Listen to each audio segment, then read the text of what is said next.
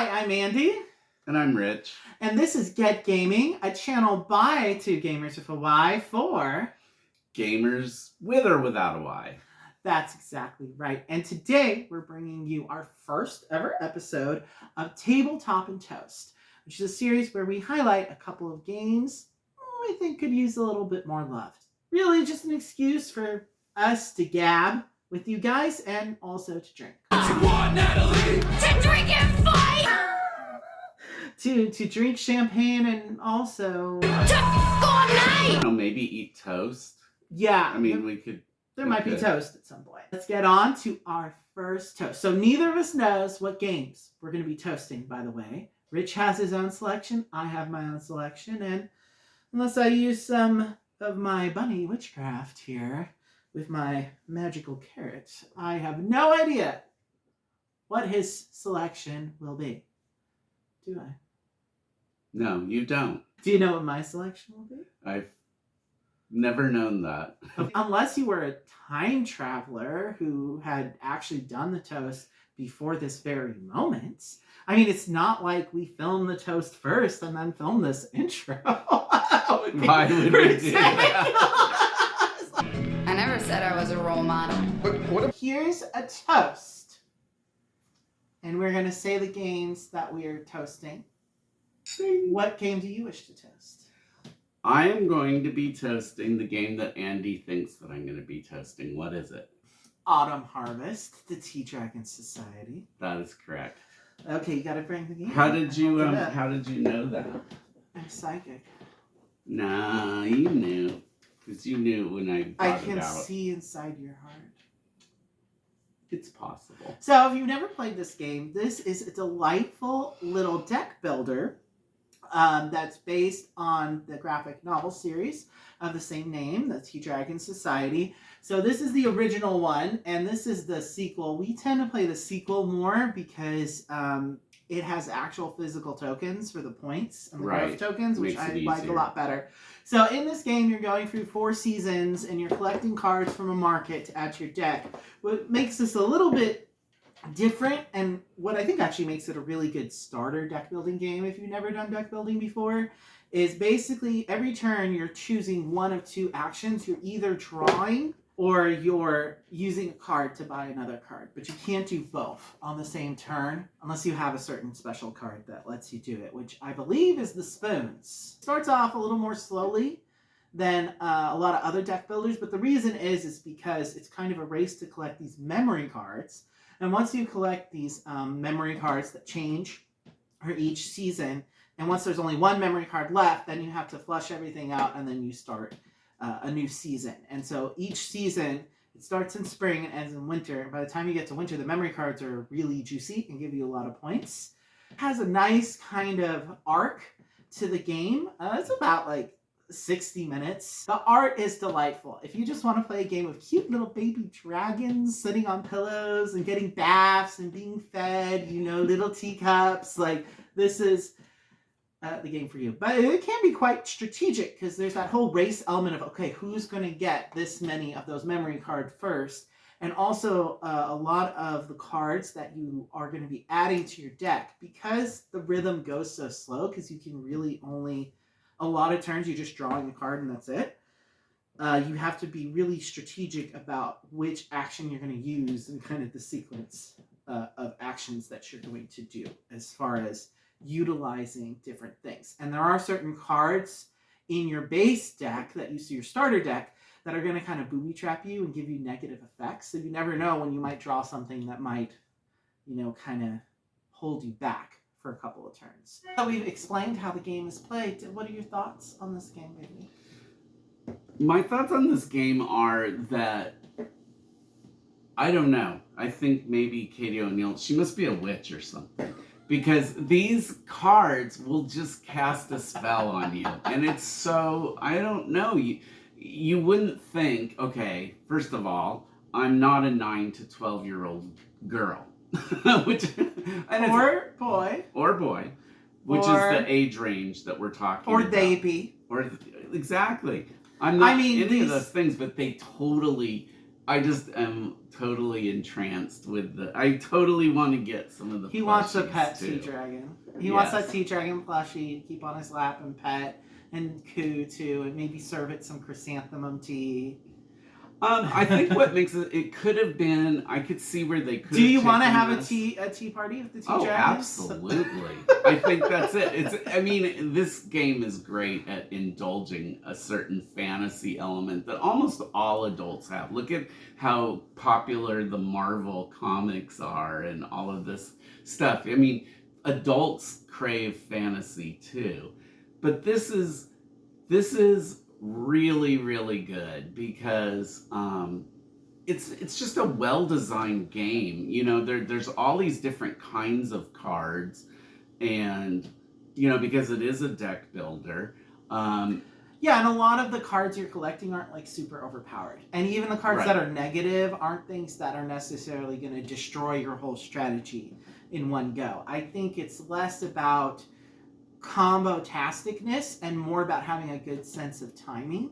So it feels more fair than some other deck builders do, and less dependent on luck, because most of the cards don't really make or break a lot of what's going on. If you have enough patience and you strike when the iron's hot, you can still do well in the game.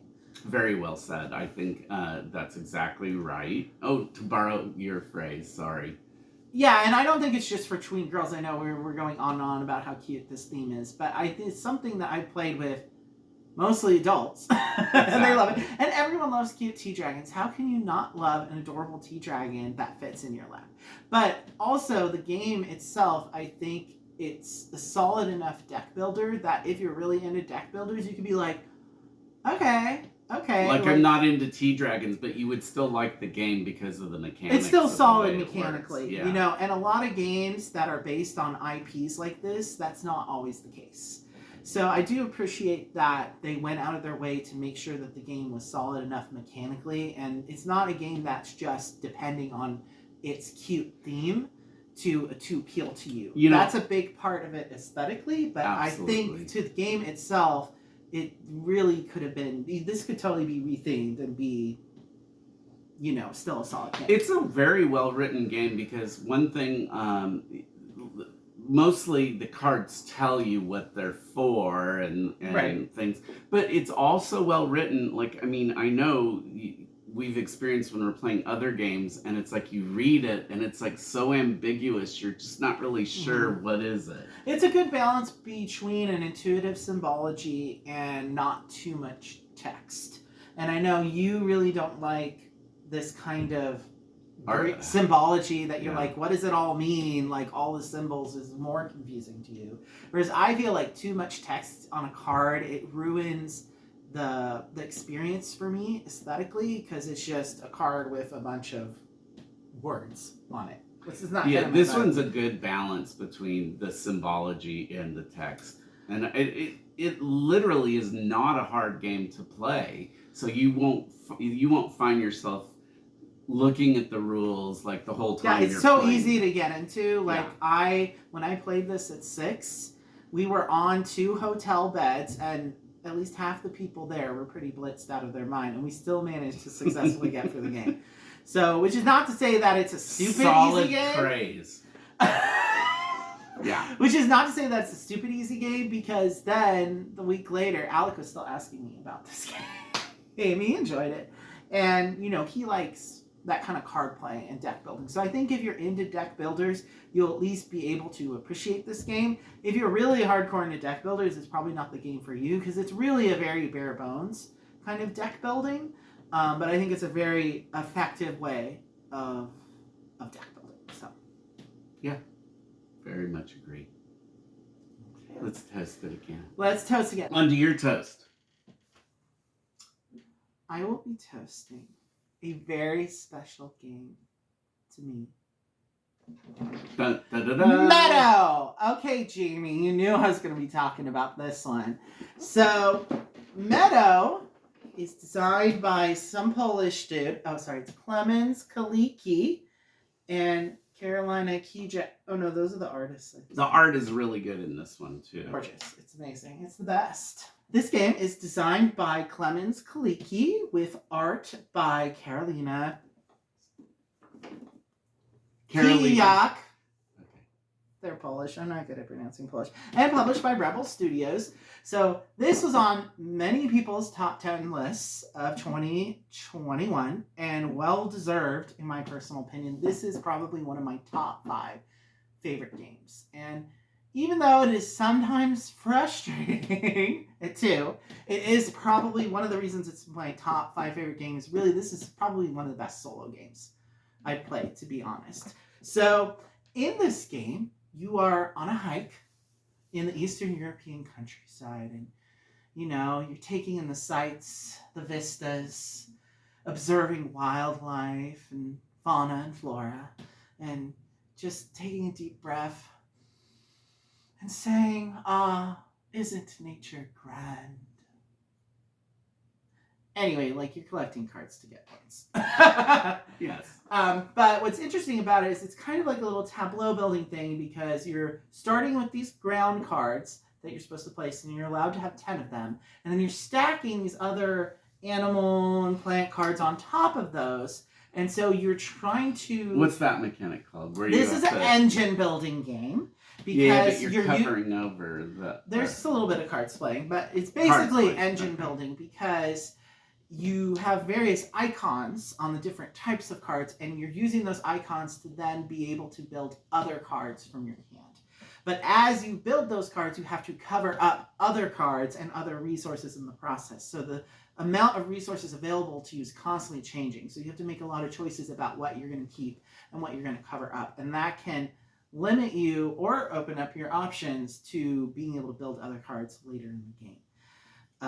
And there's 6 rounds in the game, and you're going through 4 different decks. And over the process of the game, you're really only going to get through half of those decks on average. So there's a lot of variability. There's a lot of cards. There's also several mini expansions, which I've started. They're like these little envelopes that you have to open after certain events. Like there's one that you're supposed to open on the morning of Christmas or the first day of spring. Or the one I just opened is you open after you visited a national park. So, and they don't really add new mechanics. They just add different kinds of cards that kind of, spice things up a little bit. But it's just it's a very thinky game. Like, it has this really beautiful, welcoming art that really, it's very immersive, that makes you really feel like you're in nature watching these, interesting species and flora, and you have these landscape cards that you're building of these scenic vistas and roads and little cottages and stuff. And it's just one of those games that just looking at it makes you feel good, on the table. Just one of my top favorite games, and I could not toast it. And also encourage Jamie and Jeff to finally release their review of it. What do you think of Meadow, baby? Meadow is a game that I would definitely have in my collection. It's in your collection, but I would have it too. One of my most prized possessions. I think what I like about it is I like there's like a whole bidding system for getting the cards. Bidding? What bidding? The little, I don't even know what they are. They look like stakes, like at a fence, a picket fence, basically. And it does somewhat limit which cards you can get, but not really. There's ways around it. There's special things you can do that allow you to pick any card. But that's part of what makes it kind of a charming game, is just the way you lay the cards out that are in the field and then how you select them. So there's a board, like a market of, it's a 4x4, and so you have little notches on 3 sides. So you have these little posts, and so you place them there, and there's a number on the stake. Right. And that's how many spaces away you can select a card. So if someone's put one in a certain spot here and another spot there, they're basically blocking you from being able to get that card that turn. Because you have 5 of those to use. It's crossed in 2 directions, so left and right, and from the bottom up. But like I said, there are ways of getting around it, but it's just kind of fun. I don't know why. It's the drafting itself is very satisfying because you feel really clever if you're like, oh, this person is probably going to try to go for this card. I'm going to go here and take this card, knowing that placing this here will block them from taking that other card anyway. I don't So you can do that kind of stuff. You can. This is a game for people that if you are treacherous, your mind could go into overdrive, thinking of all the dastardly things Just you a lot could of variables. do. Although you don't at all need You don't to have play to. that way, and you might still win even if you don't block other people from getting what Right, they because you want. still got to be able to play it from your hand somewhere without covering something else up. So you have your own choices and variables to think about. You really have to be looking at what it is that you want to get and what would enable you to get what you want to get. Because you might need to go from one card to another card to then finally get a third card that you really want. Right, like that whole thing with the falcons. I was like, okay, I need to get some grubs and butterflies so that, because I know I'm going to need those to build a bird, and I'm going to need the birds to build the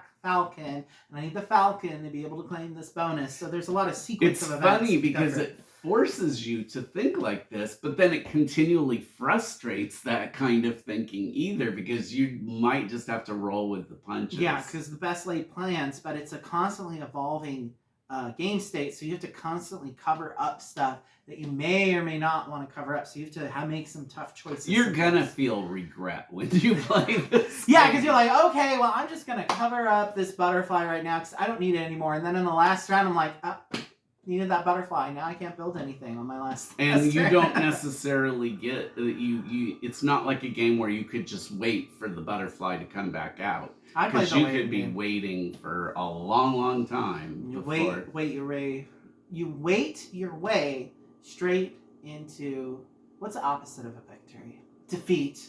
Yes. Defeat. As I felt oh so bitterly the last couple of times that we played. So it kind of goes up and down. I mean, it's a well-designed game. It's very beautiful. The artwork is great. It is sort of frustrating, but I do think a lot of the games that I've enjoyed playing the most are also the games that have frustrated me the most. Well, because it's the too. challenge, and the thing that really draws me to gaming is not the competitive element, because I'm not really that competitive of a person. Neither am I. It's the puzzliness of trying to figure out how to be most efficient and beat the game. And this is definitely, again, it's an engine builder, so it's all about how efficiently you can set things up.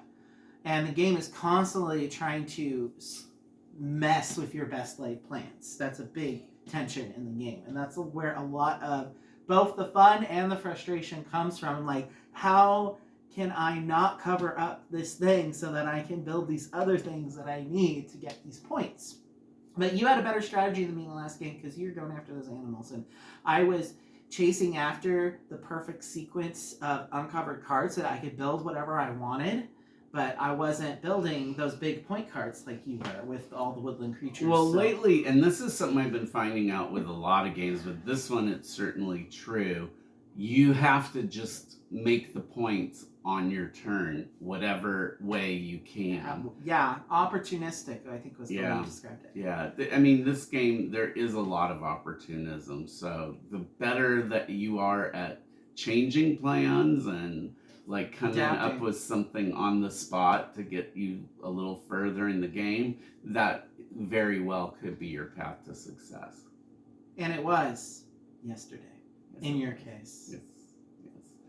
Although, again, I'm like, I don't necessarily, like, there's no gloating or anything because... No, just me threatening to flip the table. Well, I was kind of waiting for it. Okay. Maybe next time. Hold on. Sure, so here's to Meadow. And to the tea dragons. And the lizards that are also in this game. And other various woodland creatures. And the rabbits. And there's a hare.